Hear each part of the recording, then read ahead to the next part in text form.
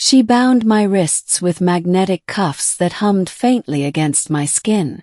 We moved through twisting canyons, her every step calculated and precise, mine stumbling to keep up. Occasionally she adjusted her stride, almost patient, as if ensuring I wouldn't collapse from fatigue. Finally we reached a cave system. Her armor projected faint light against the jagged walls, casting long shadows. There, in a makeshift shelter, she released me, though the cuffs remained. For hours she said nothing, only worked on repairing a damaged gauntlet while I sat against the wall, trying not to think about how easily she could end me. It wasn't until hunger gnawed at me that she finally spoke again. "You fight poorly, human. Yet you are alive. Why?" I blinked at her, unsure if she wanted strategy or confession. "Luck," I muttered. "Or maybe the universe hasn't figured out how to kill me yet." A low sound came from her helmet. At first I thought it was static until I realized she was laughing. It was unsettling, that laugh. Not cruel but curious, as though she found amusement in my defiance. Days passed in that cave. She fed me rations, not Carthari food, but standard-issue human packs she must have taken from the battlefield. She never removed her armor, never let me glimpse the being beneath. But slowly we began to speak. I learned her name, or at least the name she allowed me to use. Ceres. She was no ordinary soldier.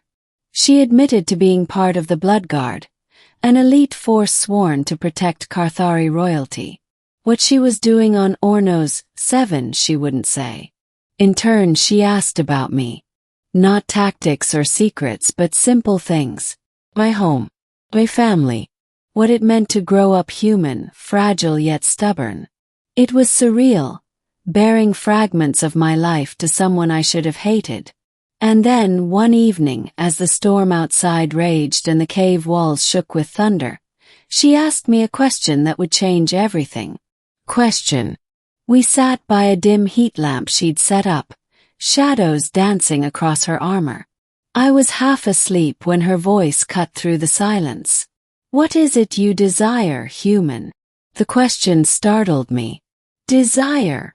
Yes. If you could have one thing in this universe, anything, what would it be? I laughed bitterly. Peace. An end to this endless war. She tilted her head. That is the answer of your people. I asked what you want. I hesitated. Exhaustion and sarcasm bubbled together, and before I could stop myself, I smirked. You. It was a joke. Stupid, reckless joke. I expected her to hit me, mock me, or at the very least ignore it. Instead, silence fell. Long, heavy silence. Then, with a hiss of hydraulics, her armored fingers reached up to her helmet. I froze as the locks disengaged. Piece by piece, the armor shifted. The chest plate loosened. The plating along her arms retracted. And finally, the helmet lifted away. For the first time I saw her. Her skin was a deep cerulean, smooth and faintly luminous. Her eyes, large, golden, with slitted pupils, watched me intently. Her features were sharp, regal, framed by strands of silver hair that spilled past her shoulders. She was alien, undeniably, yet achingly beautiful. "You asked," she said softly, voice no longer filtered by machinery. "And so I give." My breath caught. I didn't know whether to be terrified, honored, or both. The middle, a fragile alliance. From that night onward, something shifted. Ceres no longer hid behind her armor when we were alone. She spoke more openly, about her people, her doubts. She admitted she had grown weary of the endless bloodshed, of watching generations die in a war that neither side truly understood anymore. I, in turn, confessed my fears. My anger at being a pawn in a conflict too vast for soldiers like me to change. In the dim light of that cave, we were no longer enemies. We were two beings stripped of flags and orders, simply trying to understand one another. But the war had not forgotten us. One morning our comms picked up faint transmissions, human search parties combing the plains. My heart leapt at the thought of rescue, but Saris grew tense. "If they find us together they will kill me," she said. "And they will not believe you spared willingly." She was right. To the 103rd Recon, she was a trophy to capture or eliminate, nothing more. I looked at her then. The alien who had fed me, guarded me, revealed her true self when she didn't have to. And I realized with startling clarity, I didn't want them to find her. "Then we move," I said. For days we evaded both sides. Through canyons, across plains of jagged glass rock, beneath skies that never stopped storming. We fought together when we had to. Her plasma blade cutting through drones, my rifle taking down scouts.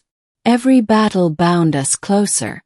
Every near-death escape made the bond more undeniable.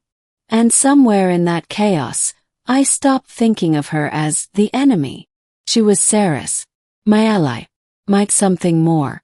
The turning point.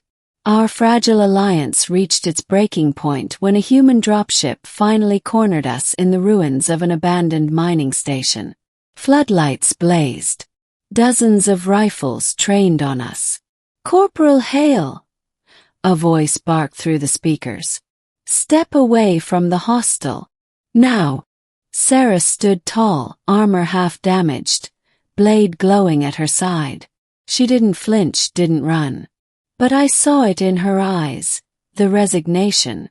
She was ready to die fighting. And I couldn't let it happen. I stepped forward, raising my hands. "She's not hostile," shouted. "She saved me. If not for her, I'd be dead a dozen times over." The silence that followed was suffocating. My commander, Major Kessler, stared at me like I'd lost my mind. "You've gone native, Hale," he snarled. "Step aside or you'll share her fate." My heart pounded. Loyalty to my unit warred with loyalty to the woman beside me. And in that instant the decision crystallized. I turned, placed myself between Saris and their rifles, and leveled my own gun. Not at her but at my own people. "If you want her," I said, voice shaking but firm, "you'll have to go through me." The world seemed to freeze. The ending, a new path. What happened next blurred into chaos. Kessler ordered fire. Shots rang out.